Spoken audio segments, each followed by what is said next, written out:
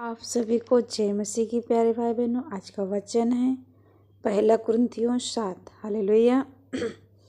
तो वचन को ध्यान से जरूर सुनिएगा। विवाह से संबंधित प्रश्न वचन के द्वारा परमेश्वर आपसे बात करेगा। विवाह से संबंधित प्रश्न क्या है, हम वचन के द्वारा बात करेंगे।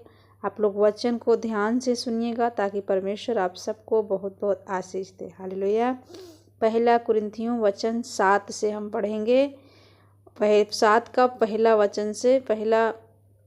मेरे प्यारे भाई बहनों, विवाह से संबंधित प्रश्न बाइबल इस बारे में क्या बताती है, आइए हम पढ़ते हैं और आप लोग ध्यान से सुनिएगा और आप लोग इस वचन को अपने जीवन में फॉलो करिएगा। हालेलुया। क्योंकि वचन के द्वारा ही हमें परमेश्वर ने बनाया है और हम उस वचन के द्वारा ही चले। आमीन। हमें वचन के विरोध में कुछ नहीं करना है, परंतु वचन के अब साथ में चलना है। वचन को अपने जीवन को एक गहने के रूप में पहन लेना है। हालेलुया। तो आइए वचन में चलते हैं। उन बातों के विषय में जो तुमने लिखी, या अच्छा है कि पुरुष को ना छुए।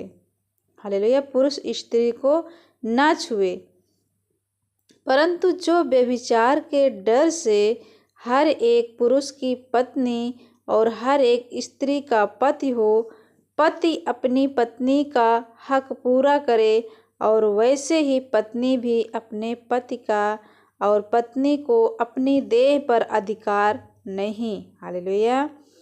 पत्नी को अपनी देह पर अधिकार नहीं, पर उसके पति का अधिकार है।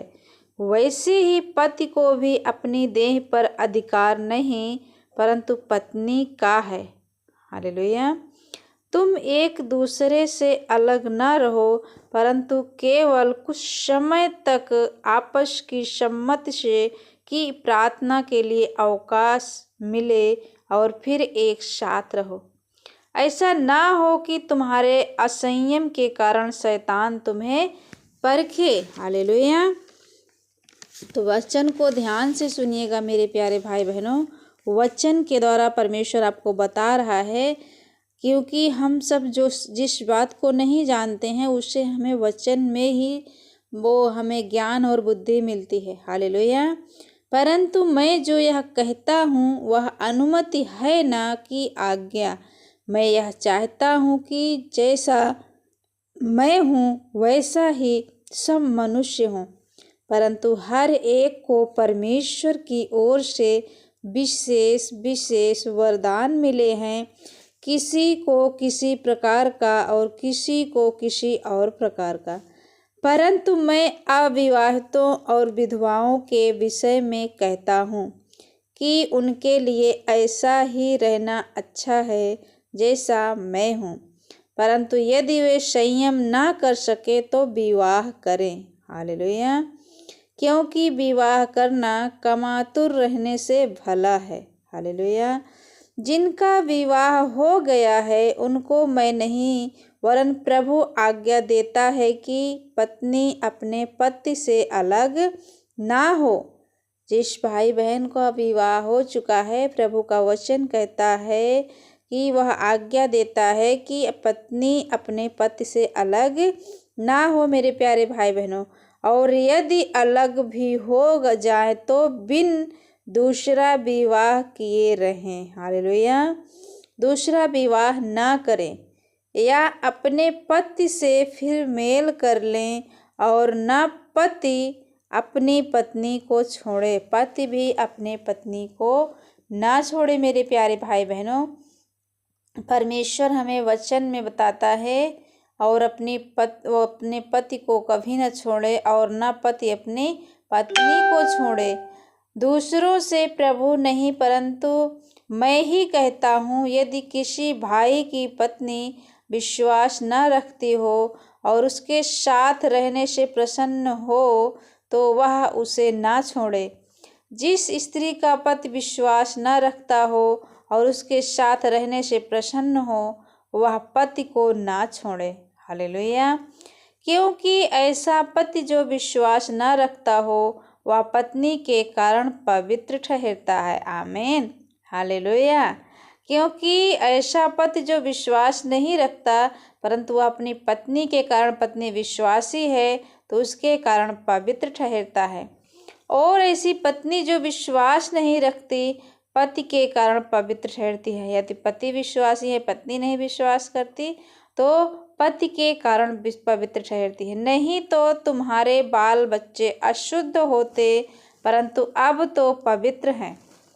परंतु जो पुरुष विश्वास नहीं रखता, यदि वह अलग हो तो अलग होने दो। ऐसी दशा में कोई भाई या बहन बंधन में नहीं। परमेश्वर ने हमें मेल मिलाप के लिए बुलाया है। क्योंकि हे स्त्री, तू क्या जानती है कि तू अपने पति का उद्धार करा लेगी? और हे पुरुष, तू क्या जानता है कि तू अपनी पत्नी का उद्धार करा लेगा? हालेलुया। परमेश्वर की बुलाहट के अनुसार चलो। परमेश्वर की बुलाहट क्या है मेरे प्यारे भाई बहनों? आइए हम वचन के द्वारा बात करते हैं। वचन को ध्यान से सुनिएगा। परमेश्वर हमें बुलाना चाहता है, उसकी बुलाहट क्या है? जैसा प्रभु ने हर एक को बांटा है और जैसा परमेश्वर ने हर एक को बुलाया है, वैसा ही वह चले। मैं सब कलीसियाओं में ऐसा ही ठहराता हूँ। जो खतना किया हुआ बुलाया गया हो, वह खतना रहित ना बने। जो खतना रहित बुलाया गया हो, वह खतना ना कराए।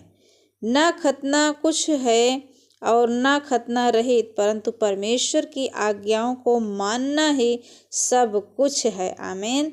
तो आप लोग भी मेरे प्यारे भाई बहन परमेश्वर को आज्ञा को माना करो। हर एक जन जिस दशा में बुलाया गया हो उसी में रहे।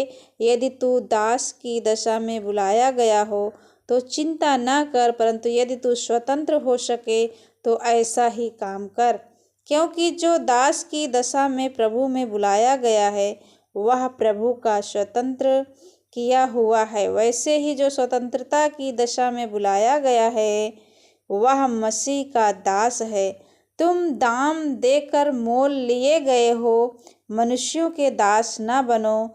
हे भाइयों, जो कोई जिस दशा में बुलाया गया हो, वह उसी में परमेश्वर के साथ रहे। आमीन। तो परमेश्वर इस वचन के द्वारा आप सबको बहुत बहुत आशीष दे। यदि वचन पर विश्वास है तो आमीन लिखें और वीडियो को शेयर जरूर करें मेरे प्यारे भाई बहनों, क्योंकि ये परमेश्वर का वचन है, सामर्थी वचन है।